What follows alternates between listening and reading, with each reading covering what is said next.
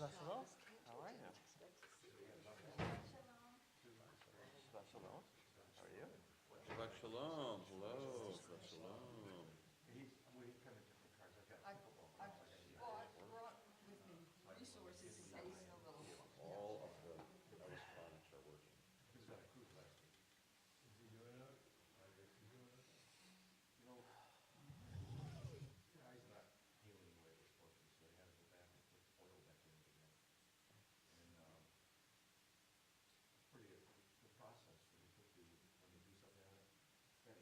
Thank you. Good to be seen. Likewise. Happy New Year. Yeah, this guy gave me a few Fridays and Saturdays off during winter break. That's right. We haven't. Well, we saw it Thursday night. This guy But Thursday. prior to that, it Right. was some. Uh, we moved, so we didn't go away. So we moved to Parkland. So Oh, you it's, did move? yeah. So it's been. Thank you, thank you. It was a little bit of a whirlwind, unexpected, but it's called Mar-a-Lago up in Parkland, right off of Loxahatchee. So it's Next stop, Naples. yeah, pretty much next up Naples. Yeah, so it was a little busy. It's much closer. I mean, it takes me 22 minutes to get here now instead of But almost 50. that makes your commute. You take the Sawgrass. No, I take Loxahatchee to 441 up to Yamato, and that's it. Oh, okay, lots. Yeah. Yeah. So that was my winter vacation, but still, it'll be worth it. What'd you do in the time? It was quite annoying. It was just But quite I'm annoying. How many years had you lived in the 11. Yeah. See, I can't, we've been 36 years and no one has that. First of all, I don't understand the amount of stuff we threw away, like not bringing with us. I don't know where it was in our house, and how much we still took with us. I don't understand how the house fit everything. I really don't. I don't know how we walked in the house. So is the new house comparable in size? Yeah, it is comparable. It's interesting. It's one bedroom less than what we had. We had a 6 bedroom. This is a 5 bedroom. But it's like a few hundred square feet actually larger, but also has a garage that isn't converted, so we have a little bit more space for that as well. So The garage isn't what? converted. Oh. Yeah. Unpacking is much more fun. Yes. No, unpacking is not fun at all. Packing is horrible. Unpacking is more All fun. of all of it. All of it. I never want to do it again. Ever. Well, maybe it'll be a real long time. Yeah, it's kind of. How are you? Oh, good, good, good. Oh, Yeah. yeah, he's been, We were in our silver sneakers class. kept coming over. That's in Schmidt. So I said, well, maybe you can teach Cantor some moves. That's awesome. Yeah, I need a choreographer. You know, we have to. It's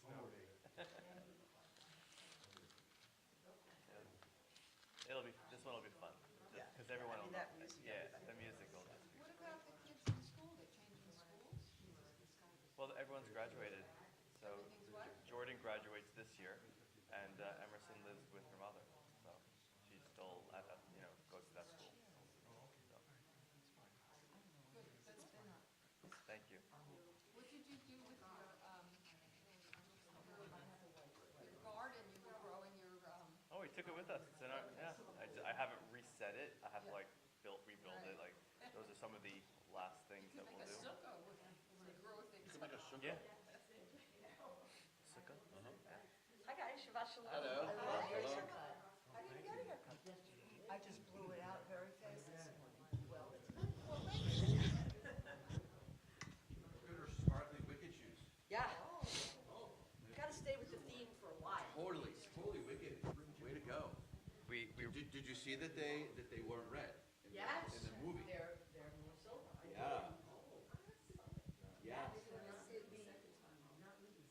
Although there is a scene when she's singing Popular, where she takes out a pair of red. You see them. Yeah, very quick. You see them. Yeah. And you're like, wait. Yeah. It's literally 2 seconds in. Yeah. It's clever. It's a great scene.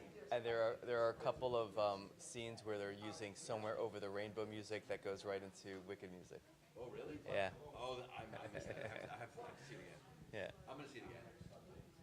So it goes like da da da da da da da, da da da, and then it goes right into da da da da da da. Like it just goes back in and out. It's pretty cool. It's so clever. Yeah, we rented it on Thursday night because Alexa's going back to school. So I set up the TV finally and the sound bar. So we rented it and we like blasted it and we're just like watching it on the Really good. we saw it 3 times already. Well, you saw 3 times already? Well, Alexa saw it 3 times in the theater. Once with Justina, once with me and Dina, and then once with her friends. And then we watched it again. So I've only watched it twice. Wow. Dina's watched it 3 times. Alexa's watched it like 5 times. Yeah, it's really, really good.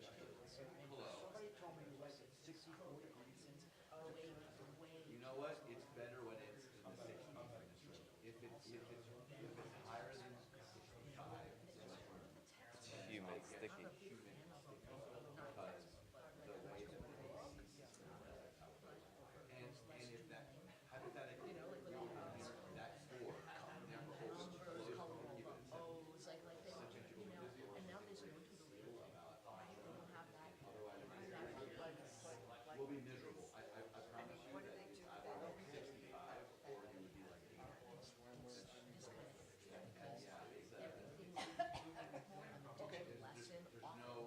includes some kind of an engagement game.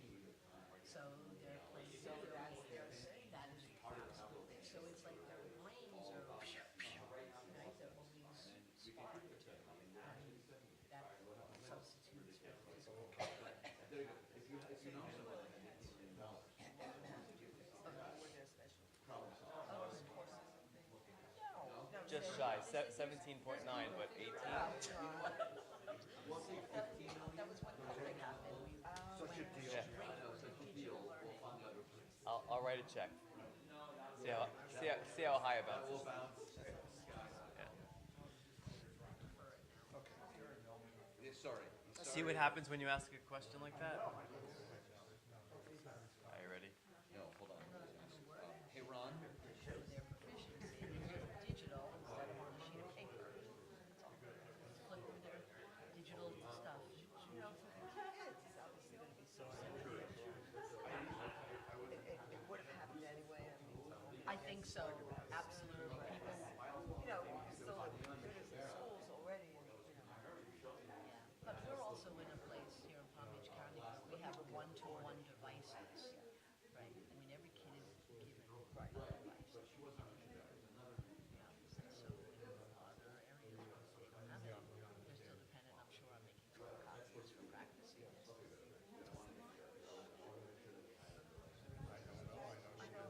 Backpack is very heavy. I know. She's in 7th grade. Well, I don't know if she's on. Shabbat shalom, everyone. Hello. How's your winter? It's cold out today. Yeah, it's cold. Yeah. Well, winter's over. Winter's over. So that was it. Winter was. I'm working on this beard, but it's not going to get this. It's going to go as far as this. So I'm going to like make it a little tighter, and then I'm going to like put it back. That's not gonna last. I'm working on it. Lisa doesn't hate it. So it's not a. I'm still in the like. It's okay right now. When she says she's done, then we're done. I mean, that's how that goes. But at the moment, I mean, she doesn't hate it, so I'm going to go with it. Yeah.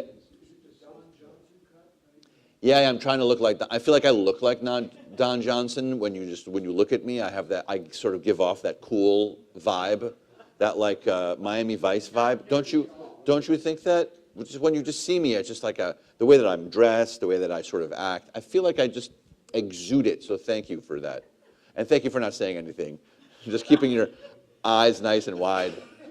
It was a Jeopardy clue the other night. There was a Jeopardy clue. It said, it's a Crockett in Tubbs. And I was like, no, Miami Vice. It's okay. I knew it. It was a Jeopardy clue. Well, okay. I hope you had a very nice start to Shabbat last night. And we're going to continue now. Of course, how do you want to start? You want to do Modeh You want to do, yeah, all right, great. So we're starting Modeh on page 170. Modeh ani lefanecha melech chai v'kayam shechezarta bi nishmati bechemla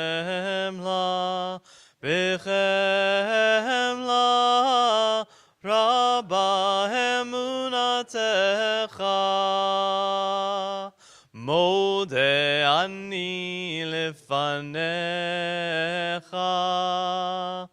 Melech chai v'kayam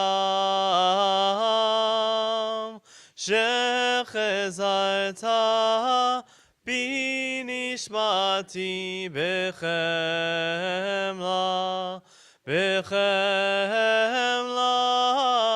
Rabba emunatecha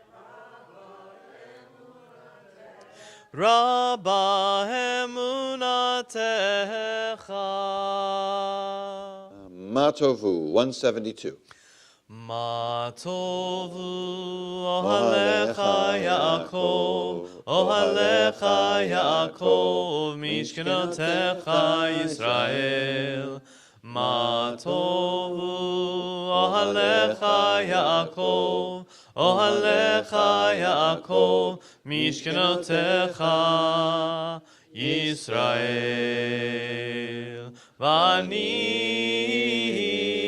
berochatztecha avo beitecha eshtachave elecha kodshecha be'yiratecha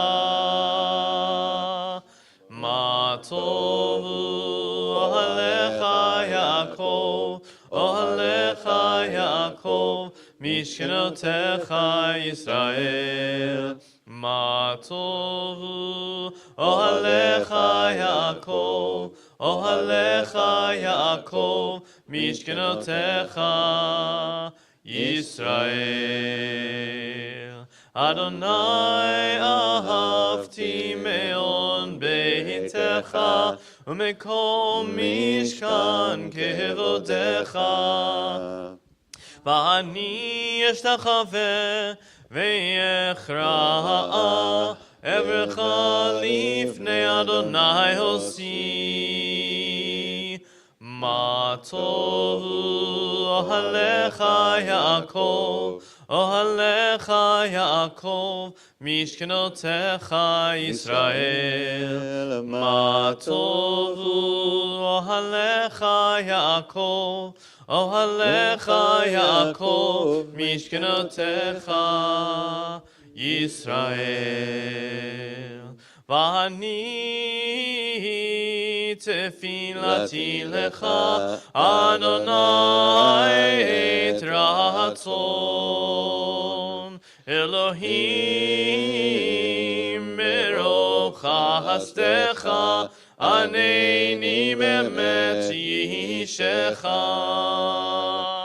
Matovu ohalecha Yaakov ohalecha Yaakov mishkenotecha Yisrael Matovu ohalecha Yaakov ohalecha Yaakov mishkenotecha Yisrael. Yom, our daily blessings and miracles, 175. Baruch atah Adonai Eloheinu melech haolam asher natan lasech v'bina lehavchin ben yom u'ben layla. Amen. Baruch atah Adonai Eloheinu melech haolam פוקח עברים. Amen. Baruch atah Adonai Eloheinu melech haolam atir asurim. אמן. ברוך אתה אדוני אלוהינו מלך העולם זוקף כפופים. Amen. Baruch atah Adonai Eloheinu melech haolam rok haaretz al hamayim. אמן. ברוך אתה אדוני אלוהינו מלך העולם המכין מצעדי גבר. Amen. Baruch atah Adonai Eloheinu melech haolam al bisharumim. אמן. ברוך אתה אדוני אלוהינו מלך העולם הנותן ליעף כוח. Amen. Baruch atah Adonai Eloheinu melech haolam hamavir shena meinai utnuma me'afapai. אמן. ברוך אתה אדוני אלוהינו מלך העולם שעשני בצלם אלוהים. Amen. Baruch atah Adonai Eloheinu melech haolam shasani pen chorim. אמן. ברוך אתה אדוני אלוהינו מלך העולם שעשני ישראל. Amen. Baruch atah Adonai Eloheinu melech haolam azeh Yisrael b'gvura. אמן. ברוך אתה אדוני אלוהינו מלך העולם עוטר ישראל בתפארה. Amen. פסוקי דזמרה 183. Baruch she'amar ve'aya olam. ברוך הוא. Baruch Osev Reshit. ברוך הוא מהווה עושה. Baruch Gozerem Kayem. ברוך מרחם על הארץ. Baruch Menachem al Abriot. ברוך משלם שכר טוב לרעיו. Baruch Chaylar v'kayam l'netzach. ברוך הוא מציל ברוך שמו. Blessed is the one who spoke and the world came to be. Blessed is the one. Blessed is the one who continually authors creation. Blessed is one whose word is deep. Blessed is the one who decrees and fulfills. Blessed is one who's compassionate towards the world. Blessed is the one who's compassionate towards all creatures. Blessed is one who is irreverent. Blessed is the one who exists for all time, ever enduring. Blessed is the one who redeems and saves. Blessed is God's name. Baruch atah Adonai, Melech mehulav v'tishbachot. We continue. Shochen ad 192 in the middle of the page. Shochen ad maharom v'kadosh shemo. V'chatuv ranenu tzadikim Adonai La'yesharim navatehila Befi sharim titalal U'divrei tzadikim titbarach V'shal chasidim titromam U'vekerev kedoshim titkadash ובמקלות רבבות עמך בית ישראל ברינה יתפאר שמך מלכנו בכל דור ודור ישתבח שמך לעד מלכנו האל המלך הגדול והקדוש בשמיים ובארץ ברוך אתה אדוני אל מלך גדול בתשבחות אל ההודעות אדון הנפלאות הבוכה בשירי זמרה מלך אלכי העולמים Chatzi Kaddish 194. יתגדל ויתקדש שמי רבה אמן. ואלמד דברה חירותי וימליך מלכותי בחייכון וביומייכון ובחיי דכל בית ישראל בגלה בגלה ובזמן קריב וימרו אמן יהי שמי רבה מבורך לעולם לעולמי עלמיה יתברך יתברך וישתבח ויתפאר ויתרומם ויתנשא ויתהדר ויתעלה ויתעלה שמי דקודשה בריחו לעילה מן כל ברכתה ושירתה תושבחתה ונחמתה דר מהירן בעולמה ויאמרו Amen. Continue with Baruch Hu 195. לילה לילה לילה לילה לילה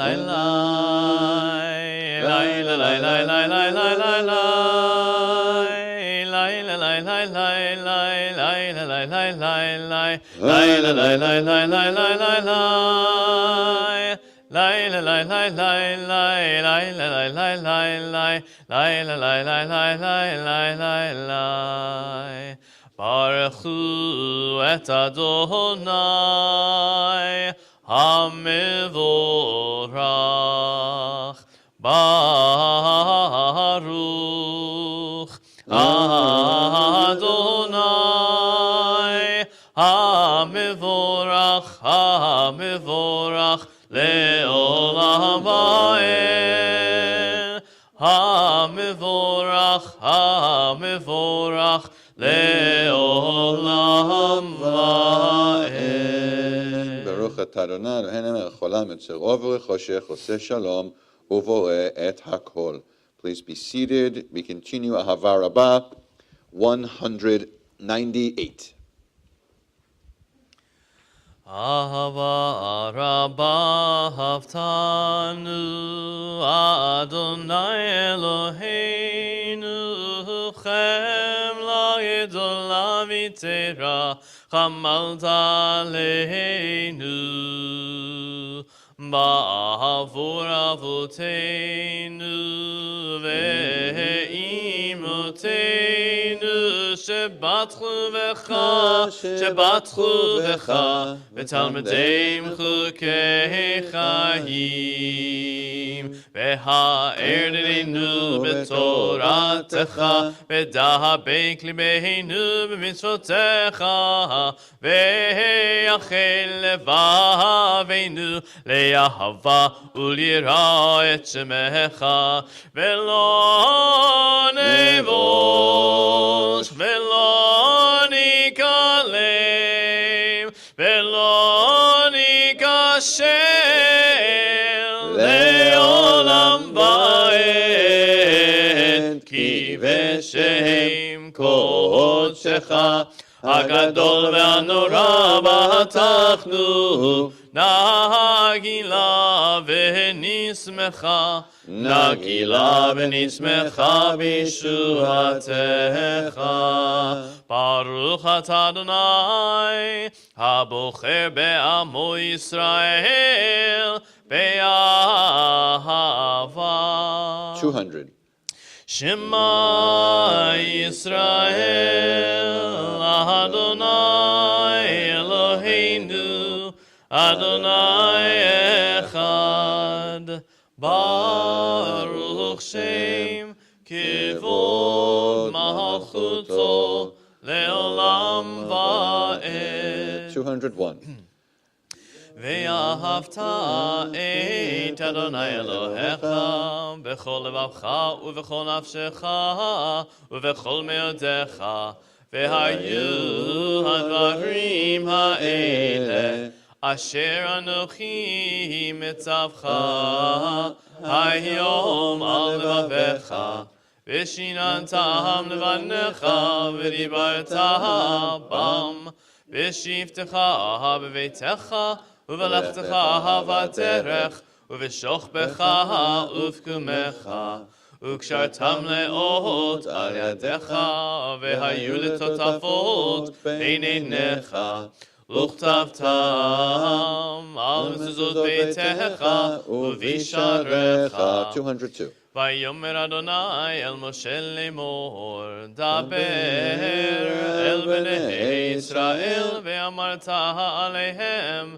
ועשו להם ציצית על כנפי בידיהם לדורותם ונתנו על ציצית הכנף בצל תכלת והיה לכם לציצית וריתם אותו וזכרתם את כל מצוות אדוני ועשיתם אותם ולא תטורו אחרי לבבכם ואחרי עיניכם אשר אתם זונים אחריהם למען תזכרו ועשיתם את כל מצוותיי והייתם קדושים לאלוהיכם אני אדוני אלוהיכם אשר הוצאתי אתכם מארץ מצרים להיות לכם לאלוהים אני אדוני אלוהיכם.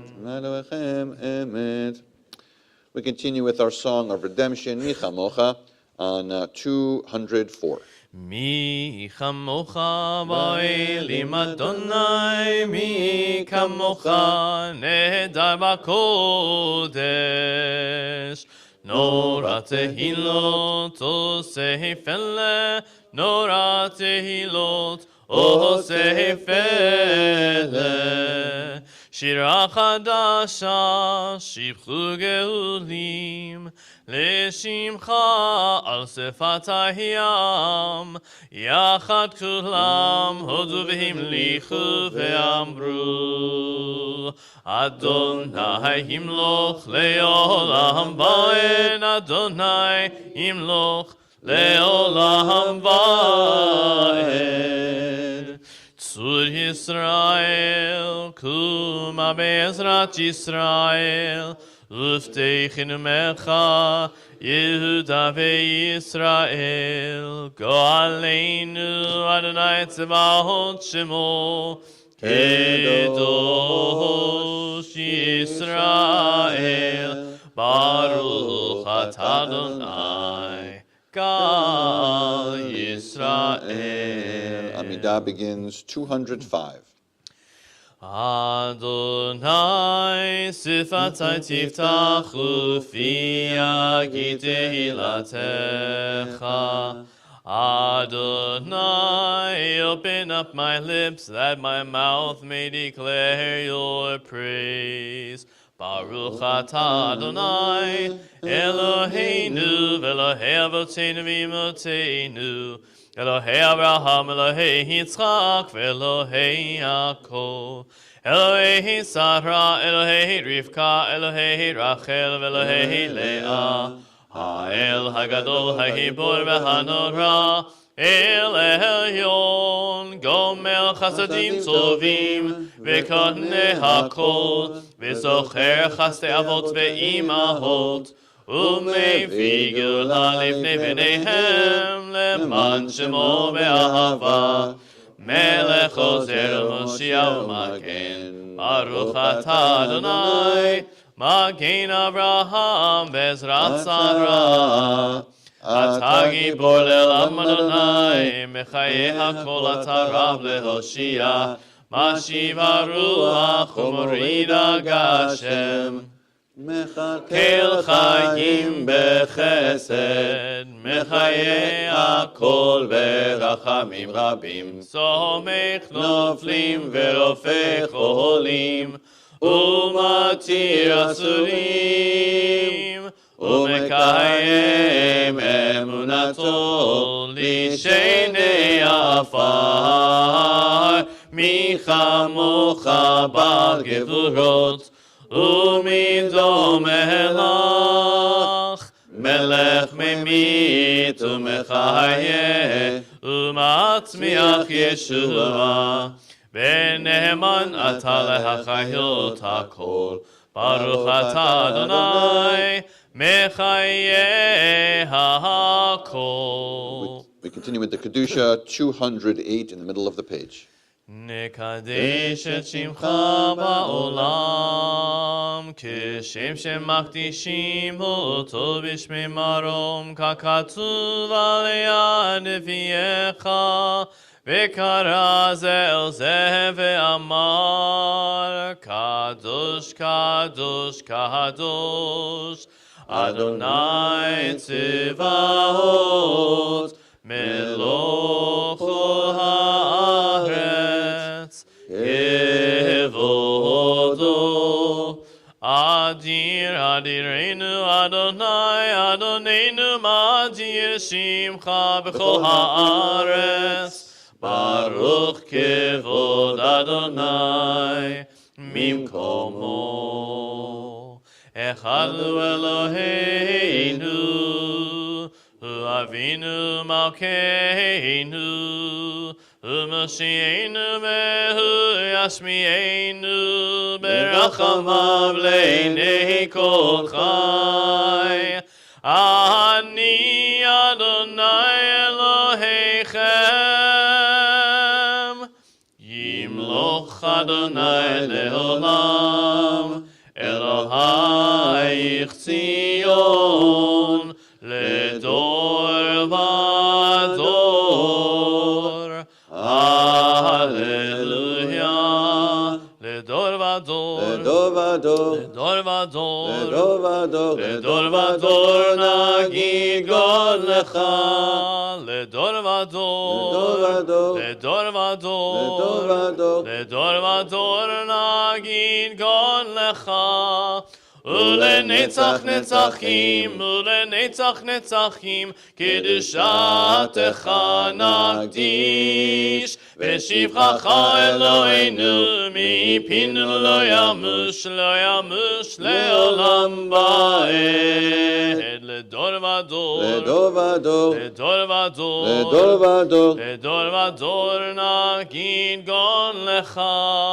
לדור ודור, לדור ודור, לדור ודור, לדור ודור, לדור ודור נגיד גוד לך. ברוך אתה אדוני האל הקדוש. We continue silently now, beginning here on page 210 through page 219. Whenever you are finished, please be seated.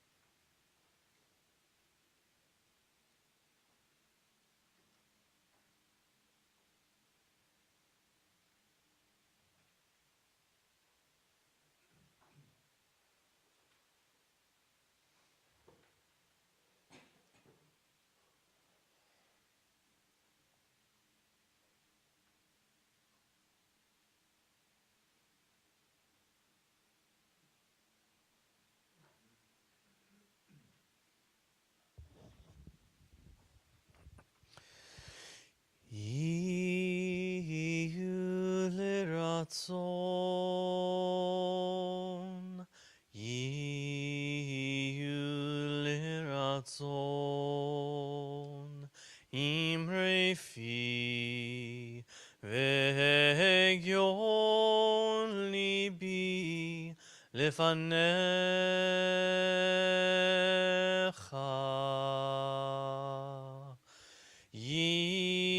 יהיו לרצון, יהיו לרצון, אמרי פי והגיון ליבי לפניך.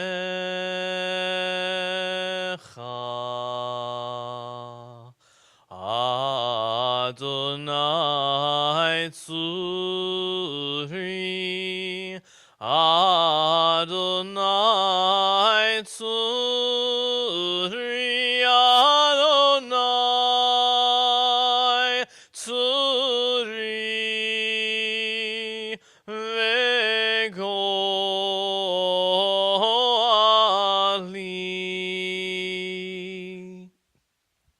May the words of my mouth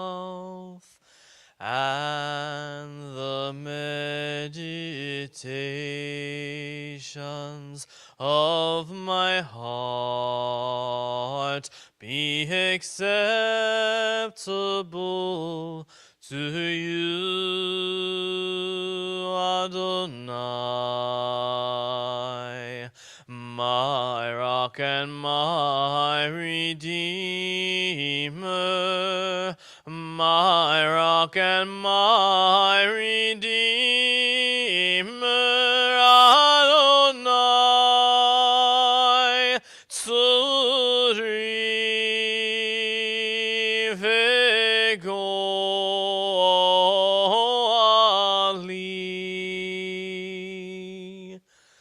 Yiyu liratzon, yiyu liratzon, imre fi vehegyon libi lefanecha.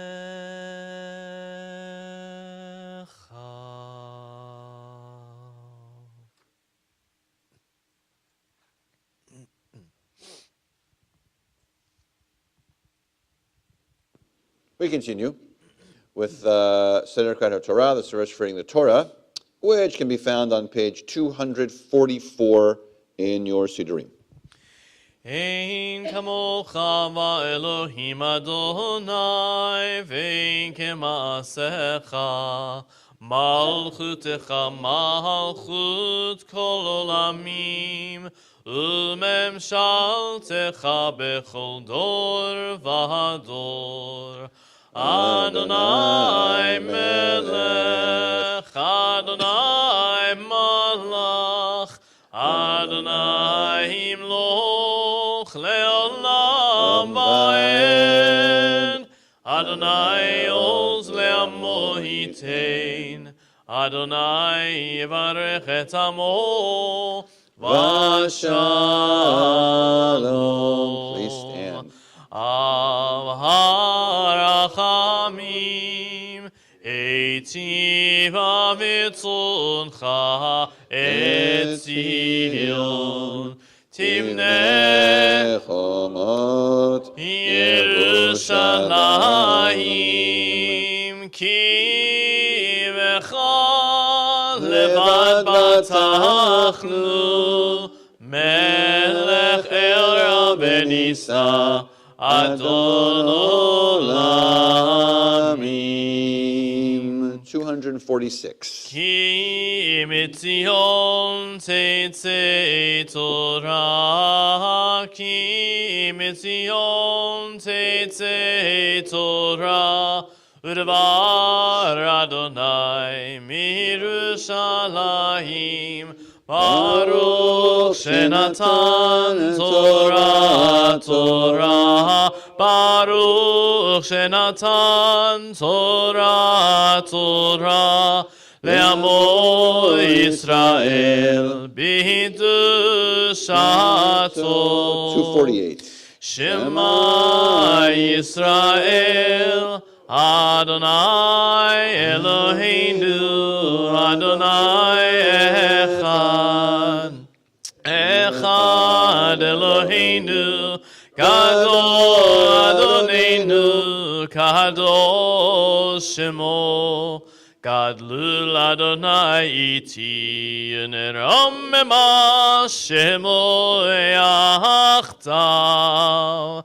Lecha Adonai hagedula ve'hagevura ve'atiferet ve'hanetzach ve'hahod ki chol bashamayim uvaretz ki chol bashamayim uvaretz lecha Adonai hamamlacha ve'amit nahasei lechol erosh Romemu, Romemu, Adonai Eloheinu, Vehishtachavu, Vehishtachavu, Ladom Raglav Kadoshu, Romemu, Romemu, Adonai Eloheinu, Vehishtachavu, Vehishtachavu, Lehar Kodso, Ki Kadosh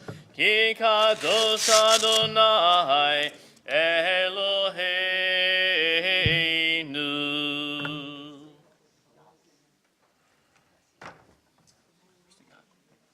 Please be seated.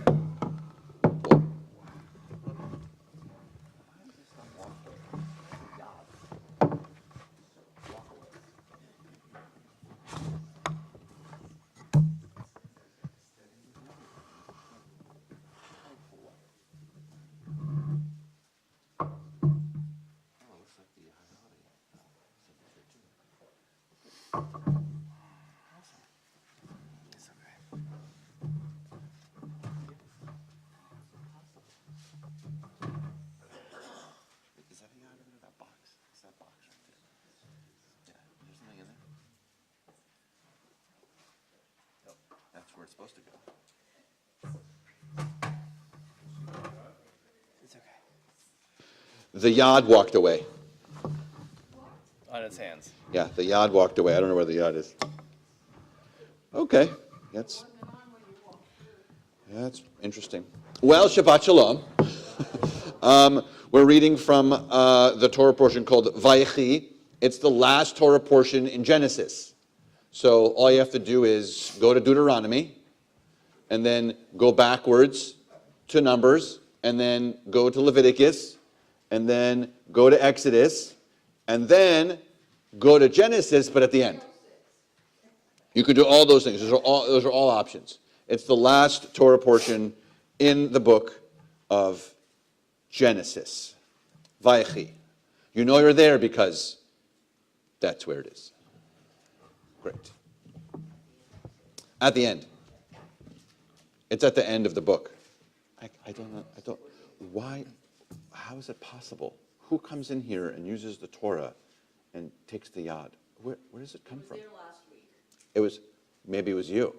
No, it was there. Oh, so it was. If it was there last week, and it's not there now, Robin, then. A lot of uses. Yeah. I'm not accusing. I'm just suggesting that it was there last week, and now it's not there this week. So, just saying. Who did you do the service with last week? Who was it? Was it me? It was Bob. Let's blame Bob. Let's blame Rabbi Silvers. He's not here. He can't speak for himself. We'll tell him. He wanted to take the. He was like, well, this is pretty odd. I'm taking it home. Because it's not like he's had 20 years to do that. So he decided to do it now. So, okay. Anyone want to do the Aliyah for us this morning? I'll do the Aliyah. You want to do the Aliyah? Oh, you should do the Aliyah. He should do the Aliyah. This is his bar mitzvah portion. Oh, should I call you up like a bar mitzvah? You sure? Oh my gosh, I'm so excited. Do you have my Hebrew name? It's slow. It's so long. It is. I don't remember it. It's like 19 letters and words and whatever. I don't know. Ya'amod. Eliyahu David Yehuda. Eliyahu, yep. David Yehuda. Ben Shalom Mendel. Ben Shalom Mendel. Esther. Ve'Esther. Habar mitzvah. Baruch Hu et Adonai Amvorach. Baruch Adonai Amvorach le'olam va'ed. Adonai Amvorach le'olam va'ed. Baruch ata Adonai Eloheinu melech haolam asher bachar banu mikol ha'amim v'natan lanu et Torato. Baruch ata Adonai noten haTorah. We have good teachers here. Did you see how well he did that? It was beautiful. Good job, young man. Good job.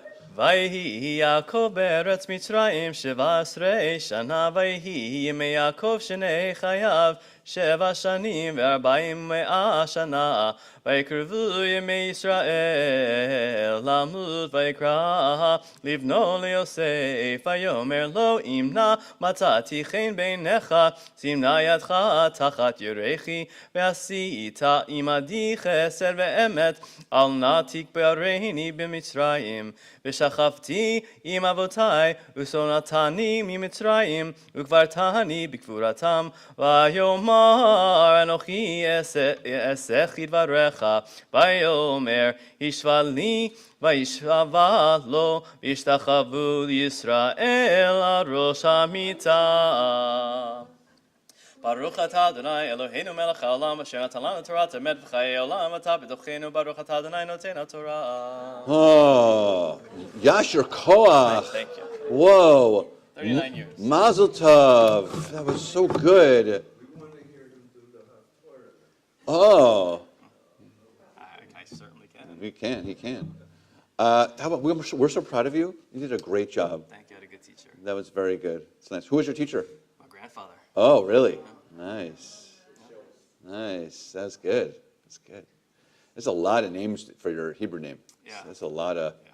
whew, that's a lot. I didn't even add the HaKohen.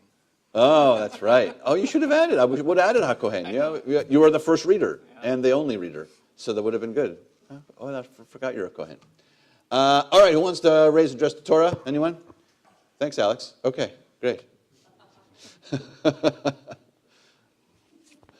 You didn't raise your hand yet.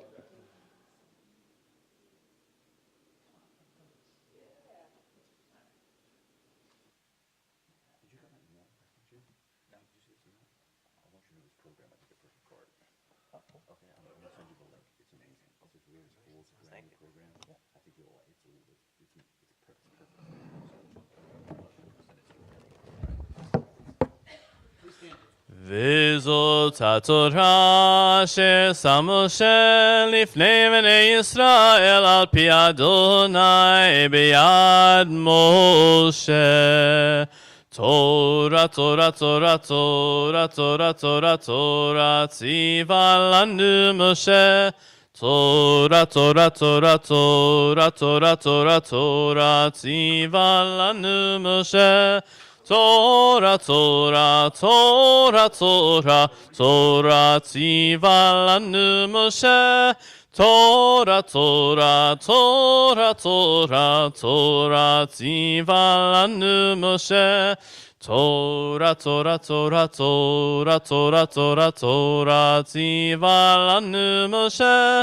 Torah, Torah, Torah, Torah, Torah, Torah, Torah, ציווה לנו משה.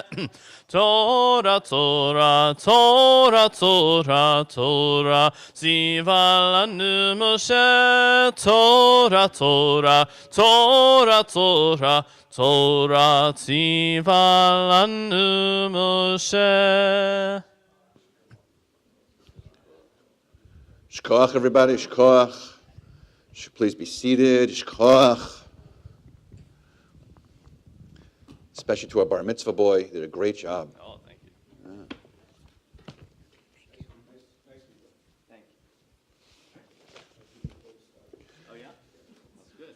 Did you ever, All right, 3. did you ever hear the song Bar Mitzvah Boy? It's a slightly inappropriate song that Adam Sandler sings. No, I haven't. No, you should Google it. It's called Bar Mitzvah Boy, and it's by Adam Sandler, and it's slightly inappropriate because. What is that? What is? Yeah, do I get a kiddush? Have you heard it? It's so good. It's so funny. It's brilliant. It's really funny. Do I get a kiddush cup and a tanakh? You get a Kiddush cup? Yeah, I'll get you a Tanakh later and a Kiddush cup. Yeah, it's great. You did a great job. I'm proud of you. The Hebrew from right to left and everything. I'm very impressed with the whole thing. Yeah, I'm going to give a speech to you. Yeah, it was great. Yeah, it's great. That was my speech. You did a great job. Would you like to see me around here more often? Not really. I mean, yes, absolutely. We have a great program for our high school students. If you'd like to be part of that, it's really great. You should stay. It's great. It's great. It's confirmation. We take you to Washington, D.C. if you'd like to go. Amazing. It's great. Okay. All right. So we're still in Vayechi, and so that's just to verify where we're all on the same page. We're in chapter 47, verse 28, right? 47, 28. We're all there? Yes. Good? Yes. Nice. All right. Let's do our blessing. Baruch atah Adonai Eloheinu melech haolam asher kidshanu mitzvotav v'tzivanu la'asok b'divrei Torah. All right. You know, you weren't here for a couple of weeks. Well, I was here just 1 week. Right, I know. And then you even offered to read from the live stream, which was really nice. That was very nice. But when you're not here, we don't do Torah study. Yeah, when you're not here, we just sit quietly and wait. We're just like, is Linda coming? Where's Linda? Susie did a very nice job. Yeah, it's good. All right, here we go. Let's all remember at the end of our reading we say chazak chazak v'nid chazek at the end of our study because it's the end of the. All right, whenever you're ready. Jacob lived in the land of Egypt for 17 years. Jacob's days, the years of his life, were 147. When Israel's time to die drew near, he summoned his son Joseph and said to him, "If I have but found favor in your sight, please put your hand under my thigh and treat me with faithful kindness. Please do not bury me in Egypt. When I am laid to rest with my ancestors, carry me out of Egypt and bury me in their burial place." He replied, "I will do as you say." He said, "Swear it to me." So Joseph swore it to him. Israel then bowed down at the head of the bed. Okay, so what do we have so far? All right, great. So there's a contract. There's an agreement that's being made. How do we know? Exactly. He has his hand under the thigh. It's an archaic. It's a Jewish textual agreement, if you will, that's made sort of under the thigh. And what does Jacob want? Not in Egypt. Yes, just don't leave me here. Right. Is this fulfilled, by the way? Yes, it does. Yes, it is. So nice. Excellent. And so also buried in here in the Hebrew in sort of the second half of 29. If it says, how do I help? It's 1, 2, 3, 4, 5, 6. It's 6 words from the end of 29 in Hebrew. It says chesed ve'emet. Can you see that? Mm-hmm. If you're looking at the Hebrew, the term has been carried itself slightly, and now it can be called chesed ve'emet or chesed shelemet, and it is actually a term that's used at the same sort of idea of when you're buried, that it's part of the ritual to put earth onto the grave, and the name of it is chesed shelemet, like you're taking part in the chesed, like you're taking part in this necessity to bring forth and to help to allow a loved one or a friend, wherever you are at a funeral, to allow them the kavod, like you're giving them the kavod and you're doing the chesed shelemet. So it partially derived from this moment because Jacob is being asked to be laid to rest, and the concept is sort of placed between here to have that same word. Does that make sense what I'm saying? Kinda? No. Okay, great. So when someone is buried, we place earth into the grave. It's a difficult thing to do, to stand there and to do that. We call that, one of the names for that moment is a chesed shelemet. What's chesed? Yeah, like kindness. Like there's a just kindness in it. And what's emet? Truth. And so the two words here put together, it says chesed ve'emet in here, because it has to do with burial. We carry it to the same idea now when we bury, and the act of placing earth into the grave is called chesed shelemet. You are engaging in this process, bless you, even though it's awful, you are engaging in this process because it's a mitzvah to be able to put the earth in that space. And it echoes and parallels to this moment, and that's why the term is here. Better explained slightly? Yes. So, Rabbi, that's when they sprinkle some earth from Israel? So the earth from Israel is an extra. It's an extra because it's believed that all Jews who are buried have that connection to the Mount of Olives, and also hypothetically when the Messianic period begins, it will begin in the Mount of Olives. So also it's connective because then everyone who's buried has it, and it will sort of reconnect. The earth will reconnect, if that makes sense. Wherever the earth is dispersed, the earth from the Mount of Olives, because that's what that is, will all sort of magically connect, and that's why everyone will sort of be back from the dead and be living again, and our souls will be intermingled and all that stuff. Yay. So that's where's that come from? We're talking about chesed shel emet, the idea that you put the shovel, you put the earth in, and the language comes from here because it says chesed ve'emet. So the whole idea of the burial. Say those words at the burial? No, you don't. It's part of it's the name. One of the names of the ritual of actually doing. Yeah, explanation of what you're doing. You are helping bring forth the opportunity for this person to rest in peace. And by doing so, you place the earth there to do it. Yes. Yes. One is obviously there's several funerals. Yeah. And had to put the earth back on. I've never taken that as a ugly or sad or distasteful thing. I always thought it was being honorable. It is 100%. That's what this is saying. It's considered to be the most righteous. It's a chesed shel emet. Like you can't do a kinder thing, mostly because that person can't fulfill that mitzvah. So you're doing that for them.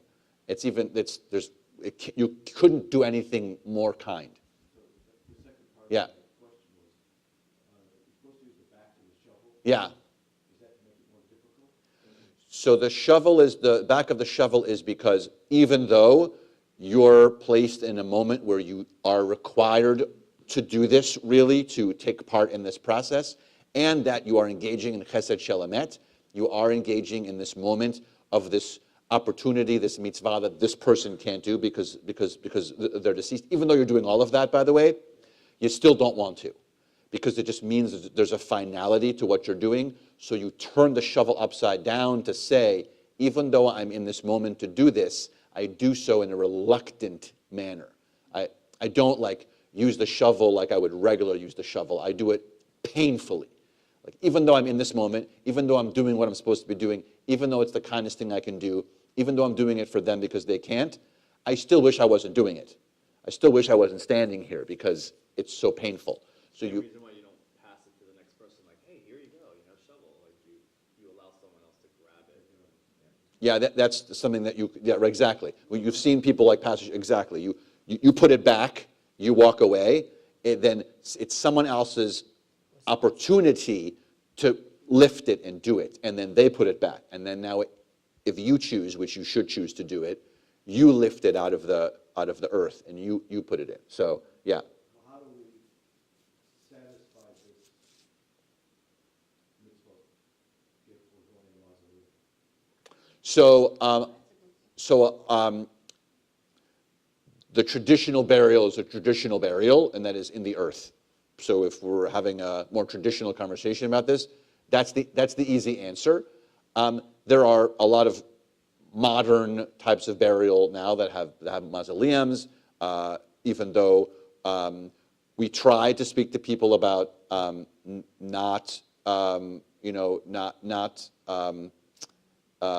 choosing sort of alternative ways of burial, or being cremated, let's say, or being put in a niche. Some people are put in a niche.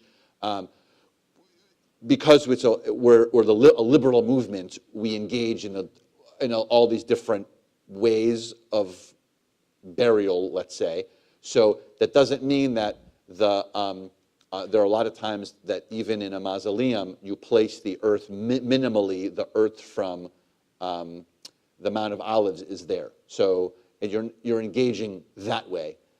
For instance, it's also very complicated to do a burial and a memorial service if your loved one is a veteran and they want to be buried at the veteran cemetery, because you're not allowed to be at the graveside.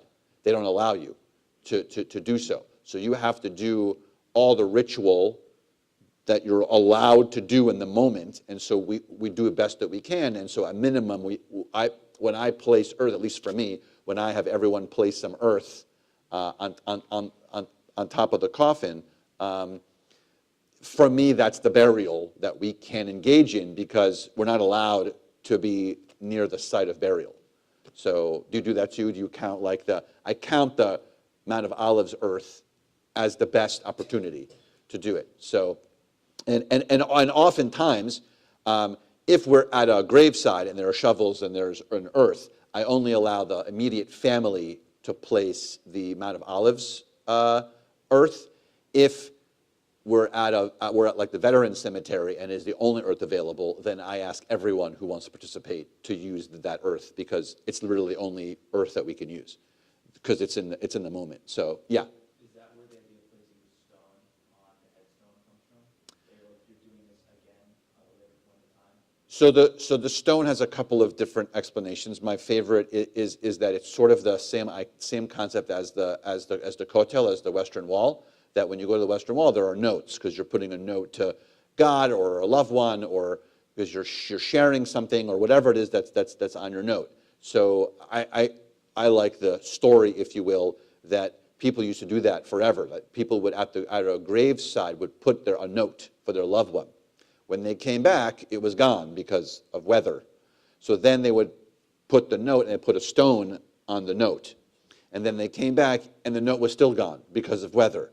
And then so after years and years and years of Jewish tradition of people placing stones on notes, it eventually people would go to Jewish cemeteries and just see stones there, because that's what was left. And then even more so to adopt the concept that a stone is eternal. And so it's your sort of permanent message. A stone stays forever, essentially forever. So that's my stone story. There are different interpretations of it. That's mine. So, yeah. Rabbi, what's the deal with Kohen not going into the cemetery? Separate conversation, but I'll be quick. Cohen, you want to say Cohen? He's a Cohen, I'm not a Cohen. It really comes from all the rules that are in Vayikra, Leviticus, where it's talking about purity, tahor, and tameh, pure and unpure. And because the Kohanim are the ones that are going to be the ones offering the sacrifices directly to God, Kohanim have to be pure, they have to be clean and washed. So going on to a burial site, technically the dead are considered to be unpure, because it's just a body that no longer has a soul in it. So this is why Kohanim, unless it's an immediate family, aren't supposed to enter or set foot on a burial ground. Now, we don't have the sacrifices, we don't have the Beit Hamikdash, the temple anymore in those regards, but those are the traditions and the rules behind it. Although the irony is that if it's your immediate seven loved one, then you don't. A Kohen can go onto the grounds of a cemetery. If it's your immediate close family, you actually don't become impure. It's interesting. That's also why there's pure and impure, and you've gone to Jewish cemeteries, and there's a hand washing station, because you're also. When you leave, you ritually cleanse yourself from the space. It's all. Before you come into your home. Oh, exactly, and also before you come into your home, if you go to a shiva house, then oftentimes there's a pitcher of water there, and you're sort of cleansing in and out, because you're in that space. Yeah. Who are the seven immediate family? Mother, father, sister, brother, daughter, son, spouse. Thank you. Yeah. Those are the closest seven. Now, the Reform movement. So the answer is no. I mean, traditionally no, but the Reform movement opens up the space to a lot of different people. I mean, some people, extremely close to an aunt or an uncle, or helped to, was almost like a parent to them, or they're grandparents. And so in the Reform movement, we sort of open it up, and so we can say that you're an official mourner, but those are the, quote, official mourners. It's a good question. I think probably yes, because there's blood relation. So if there's blood relation, I think yes. Yeah. So, yeah. Okay, that was a good sidetrack, but right from the text at least. So we stayed on task actually, because that was all within the context. The idea, by the way, of death and dying and the intricacies and the customs around it are fascinating and are deeply connected to Jewish text and to Torah and to a very specific ritual on what you're allowed to do and what you're not allowed to do. And it's a very interesting and difficult conversation, but a very beautiful one, because there's a lot of, I'm biased. I'm a rabbi and I'm Jewish, so I like Judaism. But I mean, I think that we do this. I think that we do the mourning and death process better than any other religion out there. Period. I don't think anyone is close to the way that Jews do it in the system of a shiva and a shloshim and a yortzeit and the process and what happens in it to sort of not to provide moments of catharsis and all that stuff. So I think it's we can have this conversation some other time. But okay, we are on 48, chapter 48. After these things, they said to Joseph, "Look, your father is fading." So he took his 2 sons with him, Ephraim and Manasseh. When they told Jacob, saying, "Look, your son Joseph has come," Israel rallied and sat up in the bed. Jacob said to Joseph, "El Shaddai appeared to me in Luz, in the land of Canaan, and blessed me, saying to me, 'Behold, I will make you fruitful and multiply you. I will make you a multitude of peoples, and I will give this land to your seed after you as an everlasting possession.' Now then, your 2 sons, born to you in the land of Egypt before my arrival in Egypt, they are mine. Ephraim and Manasseh will be to me like Reuben and Simeon, but your progeny whom you engender after them are yours. They will be called by their brothers' names in their family allotment. And I, as I was coming from Paddan, Rachel died in the land of Canaan on the road, only a stretch of ground before reaching Ephrath. I buried her there on the way to Ephrath, that is Bethlehem." Nice. All right. So what just happened here? What was all this? This section. It's just 7 verses, but there's a lot going on. Well, what was in here? What just happened? Well, so okay. Well, what does Joseph find out? What's the first thing we find out? What's the first part? What does Joseph find out? Jacob's dying. Yeah, Jacob's dying. Okay. What? First question is, why doesn't he know? Why doesn't he know? He's in charge of everything. He's kind of like, I mean, let's call Egypt like the center of the universe, because it really was then. And he was essentially the head of it, pretty much. How does he not know that his father's sick?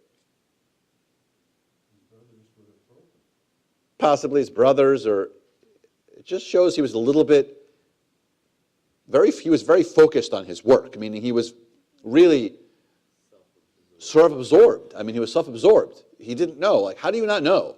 You know everything. It'd be like having like the FBI and the CIA at your disposal, like the president. Like, you know anything. Like, he's in charge of the whole place, of the world, really, because Egypt was the center of the world. So it's just an interesting start. Yes? Maybe he had a problem with all the dreams he always had, not knowing if these were real or not real. Okay, I mean, it's true. Maybe he was unclear in the communication and what messages he was receiving. That's possible. Yeah. Well, maybe Jacob's been sick for a while. Yeah. And now he's saying, this is Oh, this is imminent, you're saying? Okay, so he's been sick for a while, but now it's like, now you have to, okay. But that, okay, that works, yeah? So in the verses before, Joseph is promising Jacob, right, that he'll bury him in the land. Yeah? Then we get to 48:1, the pronoun they. Who are they? Who are they that said to Joseph, look, your father is fading? You get to Who are they? 48:1. 48:1. Oh, okay. They said to Joseph. Who's they? How much time has passed? Is it the brothers or is it the other people of Egypt who know? Who's they that told him? Where's they? After these things, they said to Joseph. Oh, mine says something different. Mine says sometime afterwards Joseph was told, your father is ill. It just says you're told. Yeah, it's true. It just says he was told. It doesn't say, the structure in the Hebrew just says he was told. Yeah. I mean, it just says he was told. Yeah. Yeah.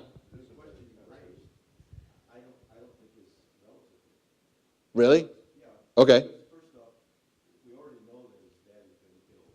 We've told that before. Okay. So now he wants to want to caregiver for him, saying, hey, this is it. Okay. We've had in our life, all of us, when you're a parent or somebody goes into the hospital, the people are further away or whatever, and you call and say, hey, it's time. Yeah. I mean, that's possible. I mean, that's a good thought. Absolutely. Yeah. Clearly. Didn't Joseph have his family move to Goshen? Yeah, they're all in Goshen. Would be a big distance. Yeah. So, and Joseph had this fine line to walk between taking care of his family and staying loyal to Pharaoh. Yeah. Not being looked out upon by the Egyptians. Yeah. Well said. Okay, so you're saying it was a distance thing, and so messengers had to go and say, okay, your dad's really sick now. You have to come back. He could not be there in Goshen all the time. Okay. He would have been neglecting his duties and maybe not be able to take care of his family. Great. Okay, it's possible. His duties, they wouldn't have Goshen, he would have ran. Okay, great. I don't think he's a bad leader at all. He's Okay, great, fine. Okay, yeah. I think when the Torah uses the words "Vayihi acharei hadvarim," it's a length of time, It is. Yeah. and so Sometime afterwards. Yeah. right.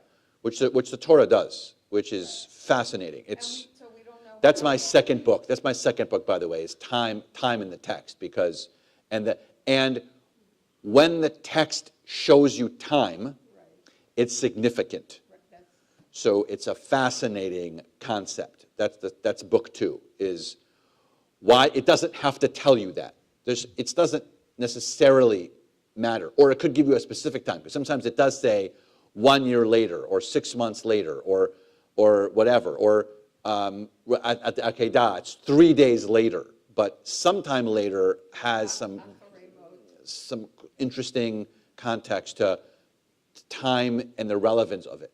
Yeah. You know, when I come to our study classes, so it's going to try to find relevance or balance between what we've got today and what we have here. Yeah. So I didn't mean to be disrespectful when I said that you know, No. finish my point.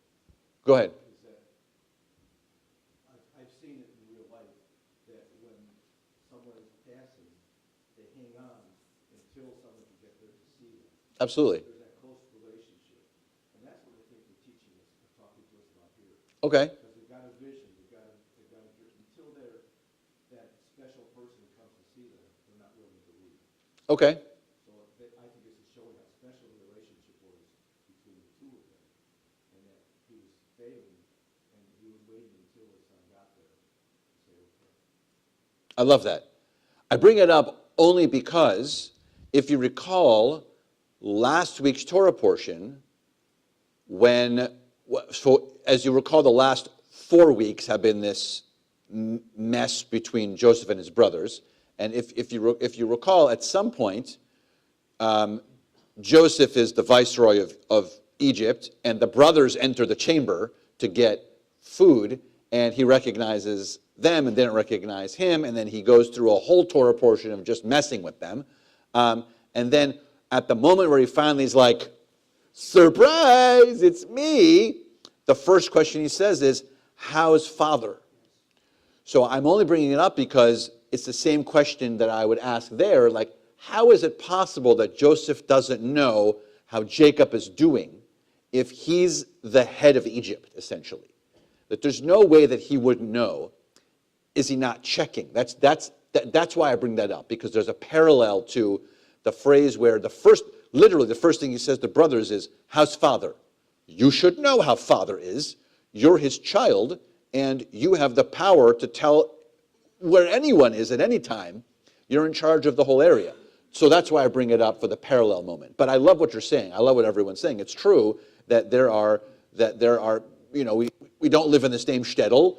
People live all over the country. You hear that, great-great-grandma isn't doing well. And so you have that information, and then maybe she's not doing well for a year or 2 or 3 more, and then you hear, okay, she took a turn. So I understand that then when you hear a turn, then maybe the families start to slowly come in. This is how, unfortunately, this terrible stuff happens. But right, so I understand. But I only bring it up because there's a parallel to why doesn't he know these things? Because also, why don't he ask about Father? You should know. You're Joseph. You're in charge. So I'm just saying, just playing on both ends. That's all. I don't disagree with you. I think it's a fine point. I'm going to go with a silver star. How's that? Okay. With a little gold border. It's nice. Okay. Some little gold flecks. Okay. So we're in 3. And Jacob said to Joseph, El Shaddai. What's El Shaddai? God. All right, great. What's the significance of El Shaddai? Why not Elohim? Why not Eloheinu? Why not Yud Yud? Why El Shaddai? What is El Shaddai? Yeah? Yeah, nice. Yes, great. So there's a nice reference to that. Also, what's Shaddai? What's Shaddai? What's the first letter of what's the first Hebrew letter of the word Shaddai? Shin. What's the Hebrew letter that appears on most mezuzot? Shin. That's the word that's connected to God that's on the doorpost. So also an interesting spot to put it in right here.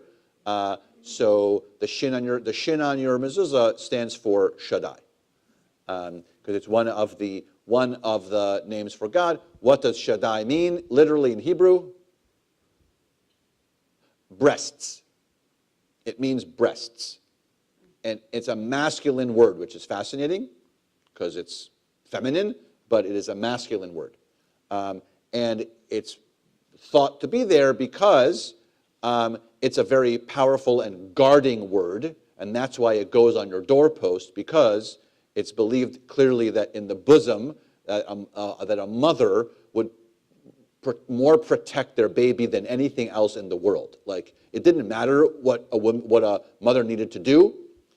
She would protect her child, and so there's a connection all the way back to that's why the shin's on the doorpost of your home, because that's one of the strongest forms of God, like the most protective forms of God, because that's one of the senses of it.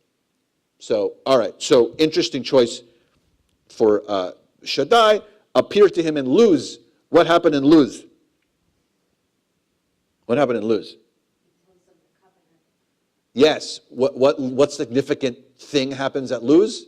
Very good editing, by the way, in this one section. Very good. What happens? That's the ladder. So that's the dream. The dream sequence is right when it gets to Luz. So it's true. He says God shows up to me. That's the moment at the ladder. And God says, I'm going to make you fertile and numerous, making you a community of people, assign you a land, blah, blah, blah. And now we get to 5. Tell me if 5 starts to get weird. What does verse 5 say? What happens to your... nice to see you. Your 2 sons are what now? They're like my sons. Interesting, right? So much so, why do we know that what that statement is correct? How do we know it's officially correct and works out in history? They're part of the 12 tribes, exactly. So even though, why is that weird? Why is it weird they're part of the 12 tribes? Was that? Jacob's children, they're Joseph's. Right. They're not Jacob's children, they're Joseph's children. And Joseph doesn't have a tribe. Exactly. Joseph doesn't have a tribe, and so they take the place of Joseph's tribe, and then Levi becomes the Levite. So he also loses the tribe, and that's how you get to the 12. So that's how you get to the 12 tribes. Okay. So all right. Yes. Isn't it also, he's favoring Joseph yet again? Sure. Well, yeah. And such a great comment, and so timely, because what is the next thing out of his mouth as he's talking? He says in verse 6, a progeny born to you after them shall be yours. They should be recorded instead of their brothers, blah, blah, blah, blah, blah, blah. And then he said, when I was returning from Padan Aram, Rachel died. So he is clearly thinking of Rachel, and because he's thinking of Rachel, he's thinking of Joseph, obviously, his favorite. We know this, that she was his favorite. And, by the way, also connects beautifully to the connection of burial and around the sort of swirling of the idea of Jewish death and dying, is that he mentions Rachel's burial, and Rachel's burial is the proof text, by the way, for the unveiling. So you've been to an unveiling probably before. The structure of an unveiling comes from Rachel's burial. So all of this context sort of fits really weirdly into this puzzle. Okay. All right. And Devorah doesn't get any. Who? You mean Dina? Dina. Oh yeah, Dina gets nothing.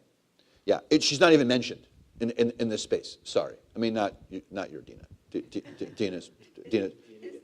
Dina's great. Yeah, Dina probably gets whatever Dina wants. So, exactly. So, exactly. That's probably, yeah. Okay. So nice. We're gonna move a little. Okay. So let's go to verse 12. Same chapter, verse 12. Joseph. Yeah, please, go ahead. Joseph then removed them from his knees and bowed down before him to the ground.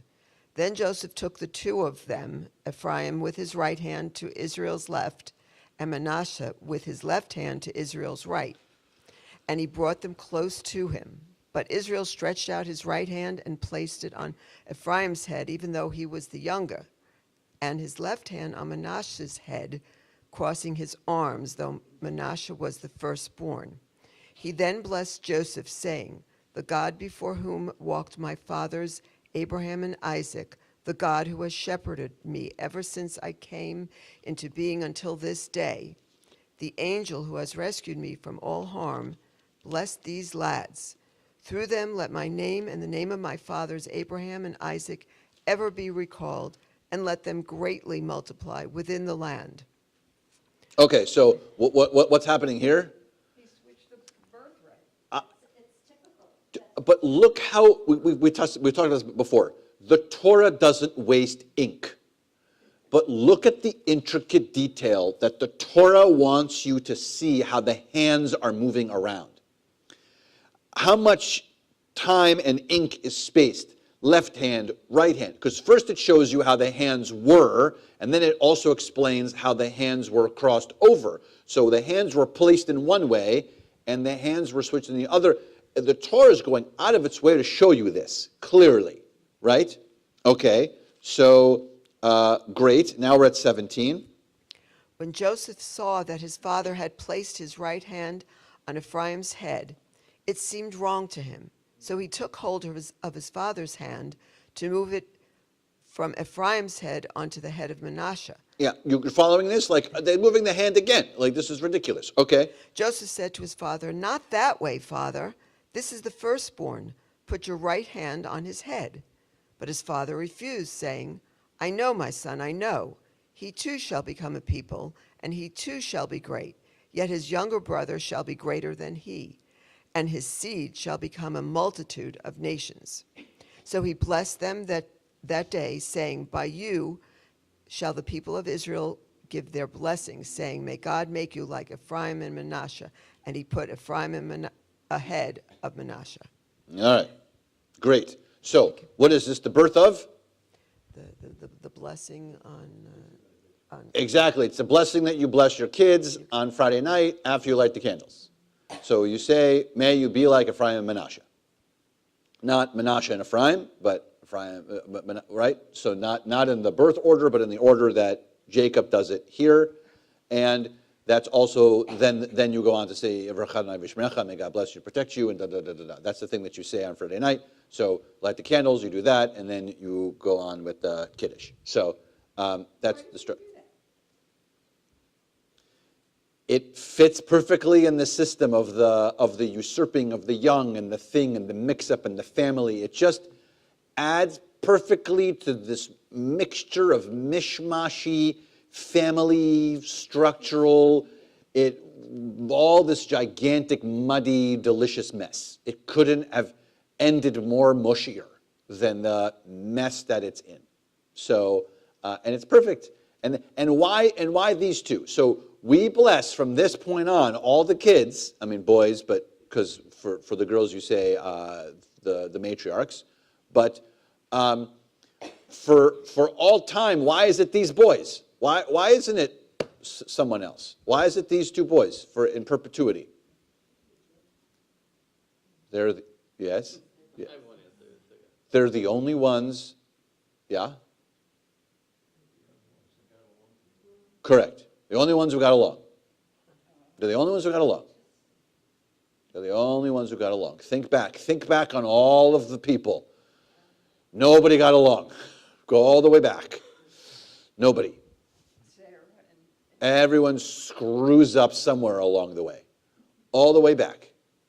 Except for these two kids. So it's Ephraim and it's Ephraim and Manasseh. So, but they weren't made in God's image. What do you mean? Well, they're not perfect. They just didn't fight. They were just siblings who loved each other, as opposed to siblings that, I mean, look at Jacob and Esau. Look at Isaac and Ishmael. I mean, you could not have created a bigger wedge between generations. Yeah, I mean, Rachel and Leah weren't in love with each other, mostly because they were fighting over Jacob all the time. So, and Jacob didn't help the situation by declaring that he loved Rachel more than Leah. It's a great job. So, yeah, keep that to yourself, dude. Which he didn't. So, yes. Okay. So we have all of this. We have all of this beautiful moment. It's all very, very nice. And now I want to jump to. Oh, of course. That's where we're going now. Let's see. Where is it? It's right here, isn't it? Yes. I went too far. Oh, no, I didn't go far enough. Is it here? Yes. Okay. So let's go to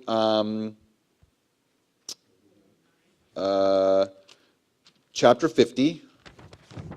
You can start to head to chapter 50. And let's go to verse 10.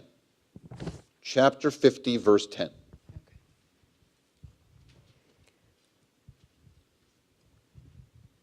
When they reached Goren, shall I start, Rabbi? Yeah, please. When they reached Goren HaAtad, on the other side of the Jordan, they held there a great and solemn lamentation. He observed a mourning ceremony of 7 days for his father. When the land's inhabitants, the Canaanites, saw the mourning ceremony at Goren HaAtad, they said, "This is a solemn mourning for Egypt," and they called the place Abel Mizraim. It is on the other side of the Jordan. Thus his sons did for Jacob exactly as he had commanded them. His sons conveyed him to the land of Canaan and buried him in the cave of the field of Machpelah, the field that Abraham had bought as an inalienable grave site from Ephron the Hittite, facing Mamre. Joseph then returned to Egypt, he, his brothers, and all who had gone with him to bury his father. Okay, so what's this? This is the burial of Jacob. So Jacob dies. It's terrible. Everyone's upset. Egypt's upset. Even the locals are upset because they sort of all knew him. He's buried. They followed the direction like they were supposed to. He goes to the cave of Machpelah. Jacob's dead. It's over. Everyone's sad. Here's what happens next. Now we're on 15. Joseph's brothers, seeing that their father was dead, now said, "Perhaps Joseph still bears us enmity and intends to repay us for all the harm that we inflicted upon him." Okay, so what's this now? Now they're worrying. All right, so now the brothers are nervous. Why are the brothers nervous? Because dad's dead. So dad's dead. There's no one to protect us anymore. He's in charge of the world, essentially. And so what if there's retribution? Now, okay. So they brought a charge to Joseph, saying, "Your father left this charge before his death, saying." Okay, so what do they do? So they sent this message to Joseph. They did, right? It doesn't say that Jacob did. It says that they did. So they sent this message to Joseph, okay? Go ahead, please. Thus shall you say to Joseph, "Please, I beg of you, forgive the transgression of your brothers and their sin, though they inflicted harm upon you. Yet now please forgive the transgression of the servants of your father's God." Joseph wept as they spoke to him. Okay, so what happens here? So what happens here? They make up a story. They make up a story. Is that, are we everyone agree to that? Yeah, I mean, It's a lie. What's that? What does it say or not say? doesn't say Jacob's sent this message. No, it says it said, If it was a lawsuit, I would call it declaratory action. What does that mean? You're asking for a judgment without a judge. Okay. You don't understand. So explain. I'll let the attorney explain. Explain the context. Attorney or someone. Go ahead. Basically means that the judge says you have a right to something, you're entitled to something. Okay. Who's entitled to it? That's what the actions are saying. Okay. So my question is, what do the brothers do? Are they did they manufacture a story to tell to Joseph as if Jacob wrote something and said, don't be mad at your brothers? Is that what happened? That's what it says in the text. They did to Joseph what they did to Jacob when they did what they did to Joseph. Exactly. Say that again?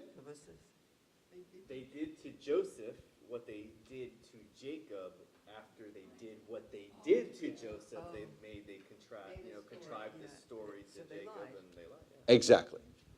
They repeated themselves. So, and then what's Joseph's reaction? He cried. So what's the crying? Does he?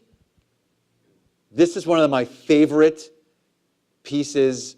This is why Genesis is one of the most delicious pieces of text ever. It just says that he cries. So why is he crying? People don't change when the situation changes. Right. So is he crying because he thinks, first of all, dad's dead, Second of all, oh my gosh, finally, there is a relationship with my brothers, and I have an opportunity to bring forth this peace with them? Or is he crying and saying, still with you people, nothing has changed. You would stoop to this level of ugliness and use our dead father in this situation to say this and manipulate even now. Why is he crying? That's the best part. And I know what you're thinking, Bob, but it's really complicated because they're kind of horrid, and they have been from the beginning. There has not been a moment where there's not been horrid. They have had varying degrees of horrid, but that's not been a moment where the brothers have been like, wow, they're great. That's a great crew of guys. Like, they're really, yes? I don't think we have evidence that Jacob didn't say this. It's true. And in addition, Joseph and the brothers, he was not with the brothers. But to think that his father might have said that, and the father did not trust him to behave properly after he was gone, that's what I think he was crying about. That it was his father not trusting him. Oh, so that he was crying to think that his father would have needed this, that he wouldn't have done it on his own. That okay. He was like, oh my gosh, even now, Dad, you didn't trust me to take care of this on my own. You needed to send this rescue letter. Okay, interesting. But the text says that the brothers were worried. It does. About retribution. Uh-huh. So they brought this charge to Joseph, which would imply that they were like, they had to create something. They might have previously discussed it. And all this is possible. I will just reiterate, though, that at some point, and this is what starts the whole problem, after the striped coat is given to Joseph, that the brothers go to tend to the sheep, if you remember, and Joseph stays back. And then Jacob tells Joseph, go check on your brothers, go spy on them. So Jacob already knows and trusts Joseph more than the other brothers to go and check that they're doing their work. So it's complicated to go back to the context of the beginning and think of maybe, because it seems like Jacob trusted Joseph the most based on the first occurrence of the conversation. But I do love where you're at, and it's possible. Like, all this is possible because so much has transpired from that first moment. Jacob trusted Joseph the most. Yes. Joseph felt he knew that, to now feel that he doesn't. It's possible. That's why it's such an incredibly fascinating little last piece. And it's literally like the end of the end of the end. It's the end of the end. We're like, we're almost done. It's so close. Yay. Maybe not so yay. Like, yes. What does Rashi say? Could it also be that when he first reunited with his brothers, he thought, oh, okay, now we're together and now we're like family. Yeah. And then this happens and it's like the whole thing falls apart yet again. Or not. So when he reveals himself in last week's Torah portion, by the way, it says, the brothers are terrified because it occurs to them, we're dead. I mean, he's going to kill us on the spot because of what we did to him. But what does Joseph say last week? He says, don't worry. It wasn't you that did this. It was God that brought us to this moment. Otherwise, we wouldn't have been in this moment. So this is where we play with Joseph, because Joseph is one of the most fascinating. That's his father. Jacob, I think, is the most fascinating character in all of text. But Joseph is maybe second. So when Joseph says, don't worry, you didn't do this, God did. did he say it that way? Or did he say, don't worry, you didn't do this. God brought me to this moment.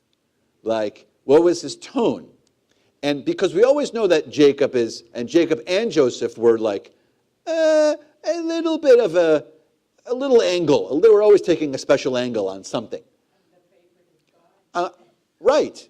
So that's also to be like, don't worry. Of course I got here. Look at me. I'm essentially the head. Other than Pharaoh, I'm the head of the whole place. But we don't know. So to leave it here to say, what was their intent in this moment? What was their thought? And how was Joseph? And what are Joseph's tears? Are fascinating, because are they actual like full breakdown? We're finally okay tears. Oh, it's just a relief tears, and it's a beautiful set of tears, which it can be. Or is it the again? You're stabbing me again in the back. It's gone from the beginning. You've done this, and we don't know, and that's why it's so good. And that's why it's so lovely. But then we get to 18. So what does 18 say? His brothers also prostrated themselves before him and said, "Here we are, your slaves." Joseph said to them, "Have no fear, for am I in place of God? Though you intended me harm, God intended it for good, in order to accomplish what is now the case, to keep alive a numerous people. Now, therefore, have no fear. I will provide for you and your little ones." Thus did he comfort them and speak straight to their hearts. Okay, so you don't know what he's thinking either in this moment. Again, could the pshat, pshat is literally just reading what the text says. Could the text just be like, yeah, don't worry, it was God's plan, everything's good, I got you. Or in the back of his mind was thinking to himself, my dream told me that we'd be at this exact moment again where I have you right here in the palm of my hand, and your lives and your family's lives and everyone is sitting right here in my hand. I know, Bob, you don't like this part, but either are true. It can be the pshat to say, like, it's not me. I'm not God's substitute. I love that you came and did this. I think that we should live in harmony. I think that totally is fine, and we could be crying, and it's happy and joy. And all this is possible, but we don't know. Yes. I think he has come to a point of irrelevance of the brothers and the relationship, and they are simply a means to the end that he prophesied. Okay. Just there to create people. I think it's a great middle ground, that you're not all the way on the right with the beautiful happy Hollywood ending. You're also not there at the sort of treacherous, sneaky ending. You're they're irrelevant. I mean, they weren't relevant for him for so long. I mean, and he's set up where he is. I mean, he's in charge of the planet essentially for the sake of the time period. So you're right. Like, maybe it's just fine. He's got it. He doesn't have to worry about it. It's not their actions no longer need to affect him because of who he is, hypothetically. So there's that option as well. I love that. I'm leaving you for the end, Bob. Yeah. The lesson that I took from this is brothers, sisters, cousins, people, you've got to accept people for what they are, not what you want them to be. And that's where we're at this point, is he's accepting them, he knows their weaknesses, their strengths, whatever. He's not going to try to change them and move on. Yeah, that's very similar. It's very good. You guys did some similar stuff, the two of them. That was very nice. Twinsies. So why is he crying? Well, I mean, that's what crying is maybe the emotional and the really beautiful cry. I mean, we've had, I imagine, varying types of cries in our lives too. You cry at a lot of stuff: sadness, frustration, anger, happiness, joy, a really good movie, a silly ending to something, like whatever's affecting you in the moment. There's like 1,000 things that we cry about. What does psychologists say? There are only two ways to transition out of any type of intense moment, happy or sad moment, and that's only two ways to do it, laugh or cry. Those are the only two ways we get out of like a stuck moment. That's it. Those are the only two paths out. So the cry can be happy, sad, angry, frustrated. How dare you? In anger, you're crying sometimes. There's all kinds of cries. So, Bob? I'm looking at it from Joseph's point of view, and regardless of the origin of this written note, regardless of it, it was done by the brothers or it was done by Jacob. It is a written admission from all his brothers that they knew that they had done him wrong. Mm. It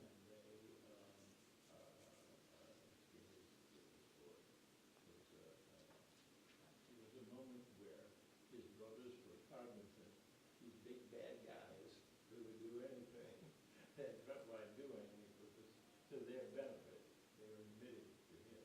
Interesting.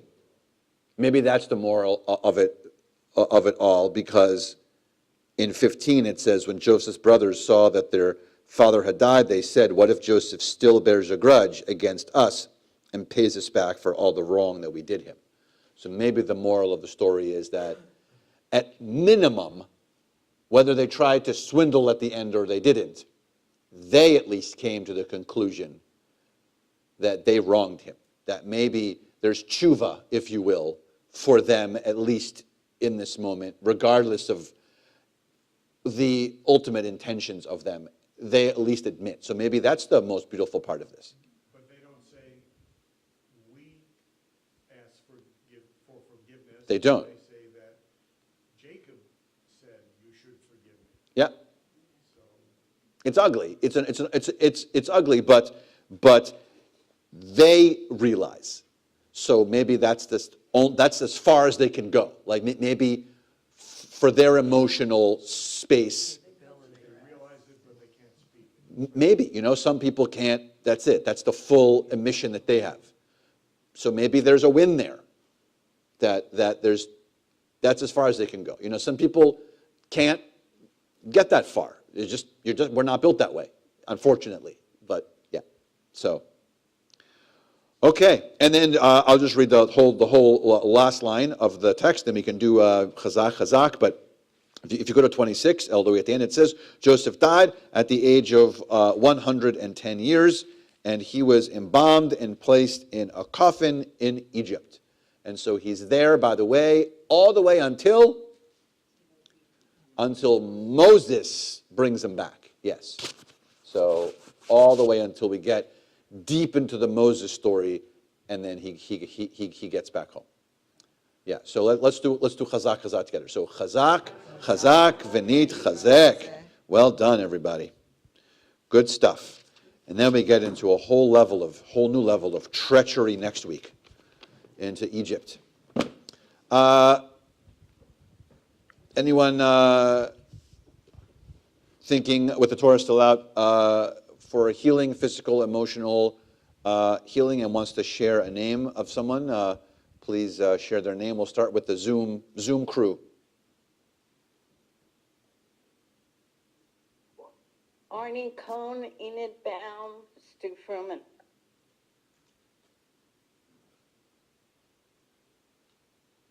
Darcy Jacob, Jerry Cruz, Mark Orwell.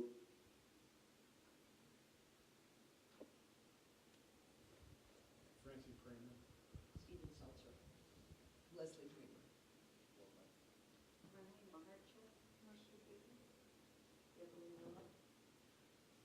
Nancy Bilton. David Turbitt, Karen Cameron.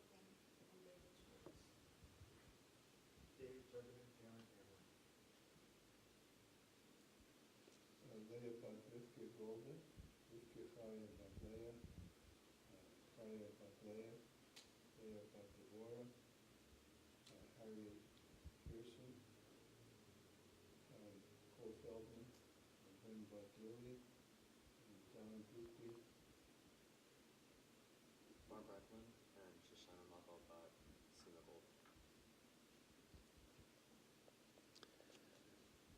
Mishaberach, if you want to follow along here on 253. Mishaberach avotenu v'imotenu Avraham, Yitzchak v'Yaakov, Sarah, v'ifka Chel v'Leyahu v'arech et hacholim, HaKadosh Baruch Hu yimale rachamim aleim, lachimam, lapotam, lachzikam, v'yishlach lהם מהרה רפואה שלמה מן השמיים, רפואת הנפש, רפואת הגוף, השתה בגלה וזמן קריב, ונאמר אמן. May the one who blessed our ancestors, Abraham, Isaac, and Jacob, Sarah, Rebekah, Rachel, and Leah, bless and heal those who are ill. May the Blessed Holy One be filled with compassion, for their health be restored and their strength be revived. May God swiftly send them a complete renewal of body and spirit, as together we say, Amen.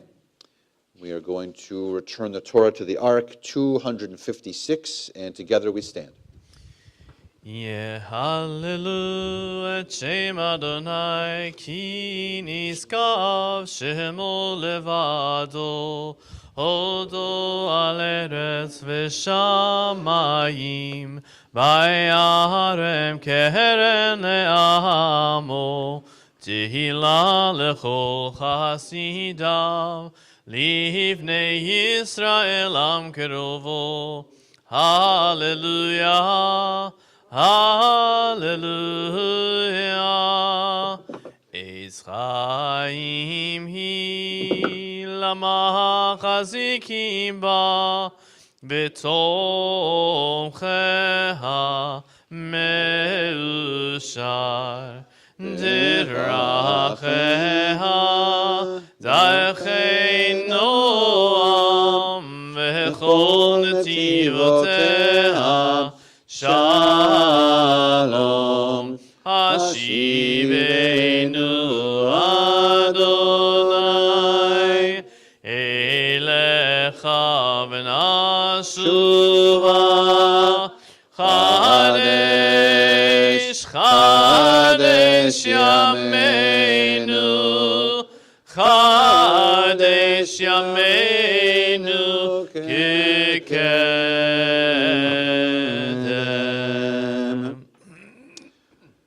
A bunch of announcements, so I actually have them, so I can tell you. Purim Spiel, woohoo! Theme this year is Motown Megillah, and if you're interested in joining the production, reach out to that guy, if you're interested. Maj, as usual, Mondays at 1, Tuesdays 6:30, and or Thursdays at 10:30. Most importantly, beverages and snacks are provided. Have no fear. On Wednesday the 15th is the first Women's Torah and Tea Roundtable at 10 a.m.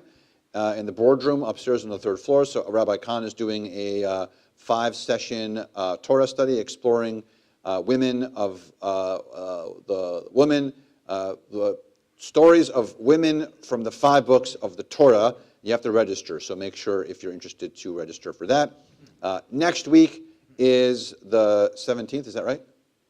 Yes, good. And it is our service for the weekend of MLK. So Pastor Brown from Ebenezer Baptist Church will be here at CBI on Friday night, and then on Sunday, so also that Friday night is a Chardonnay Shabbat. So you should come to that service and be with members of the church who usually come to CBI.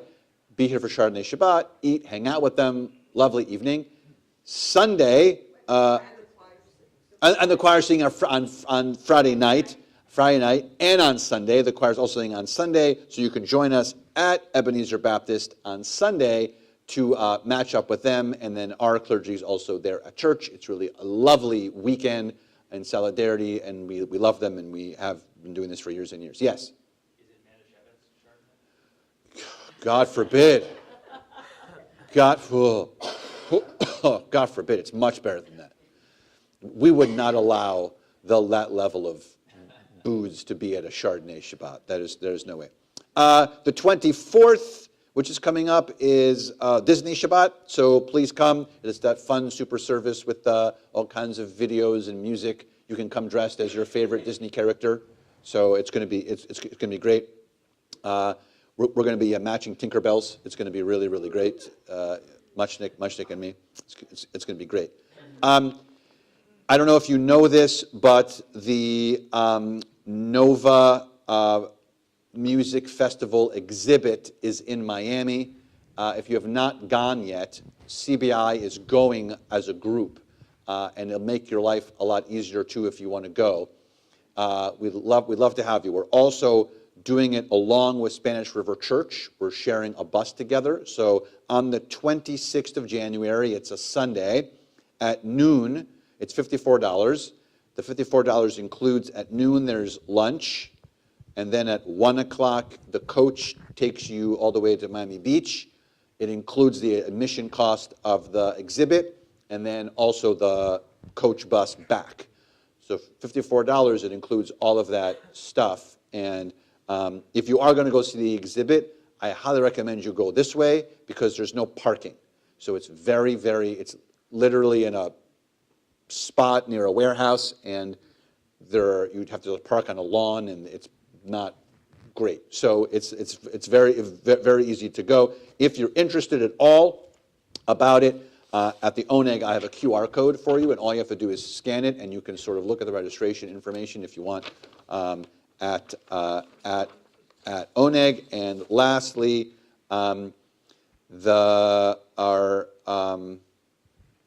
this month we're collecting new and new shoes and socks and sports equipment for In Jacob's Shoes, in addition to the non-perishable items for our little free pantry. The little free pantry, particularly these coming days, have been very cold, and there's a major shortage of blankets apparently for a lot of people. So if you have blankets, or you find inexpensive blankets, or you want to donate some blankets, that's the #1 item they're requesting at the Little Free Pantry. Actually, canned goods also are always excellent, but that, and then also the shoes, new and socks can be donated here. So lots of stuff happening. We're going to be any other announcement? Miss anything? No?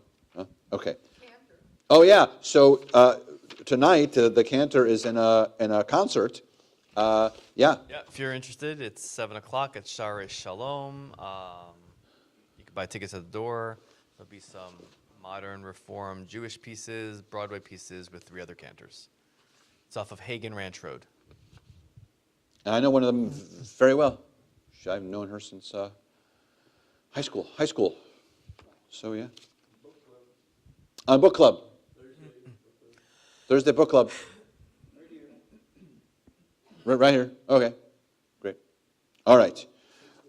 Aleinu, 282.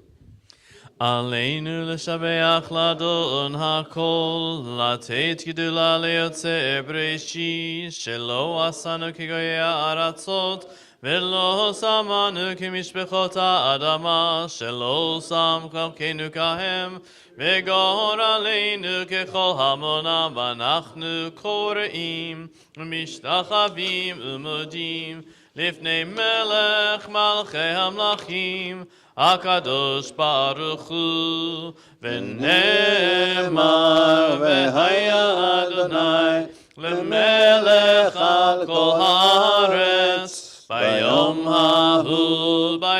ההוא יהיה אדוני אחד, ושמו אחד.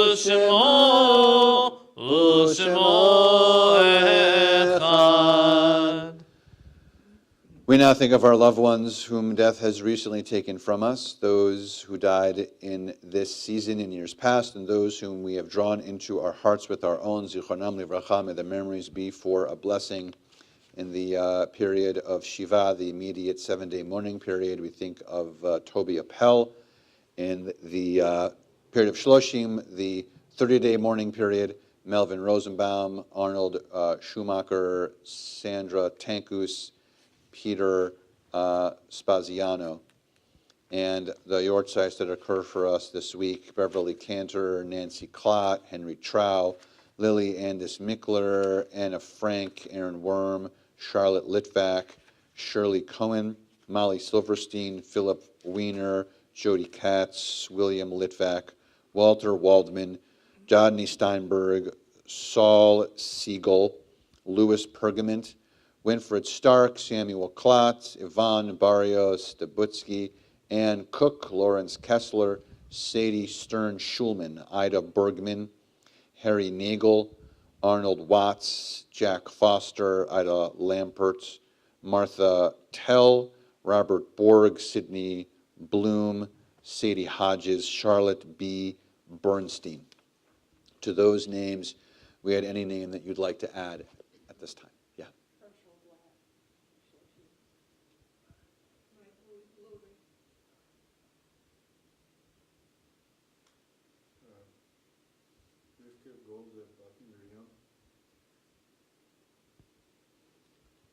Kaddish Torah Mourners Kaddish 294. Yitkadal v'yikadash shemei rabbah, v'almad yivrach riyutei v'amlich malchutei, v'chayechon v'yomechon v'chayei l'chol beit Yisrael, b'agala v'zman kariv v'imru amen. Shemei rabbah mevorach le'olam olmei olmaya, yitbarach v'yishtabach v'yitpa'ah v'yitromam v'yitnaseh, v'yitadar v'yitale v'yitala al shmei l'kudesha brichu, le'ela min kol birchata v'shirata, תושבחתה ונחמתה, דאמירן בעלמה ואמרו אמן. שמי רבה מבורך, יחיים עלינו ועל כל ואמרו אמן. עושה שלום במרומיו, הוא יעשה שלום עלינו ועל כל ישראל ואמרו amen. May the one who creates harmony on high bring peace to us and to all Israel as together we say amen. Please be seated. We conclude with Ein Keloheinu on Ein page Keloheinu. 322. 322. Ein Keloheinu, Ein Kadonenu, Ein Kemalkeinu, Ein Kemoshienu, Mi Keloheinu, Mi Chadonenu, Mi Chemalkeinu, Mi Chemoshienu, Nodel Eloheinu, Nodel Adonenu, Nodel Malkeinu, Nodel Moshienu, Baruch Eloheinu, Baruch Adonenu, Baruch Malkeinu, Baruch Moshienu, Atahu Eloheinu, Atahu Adonenu, Atahu Malkeinu, Atahu Moshienu.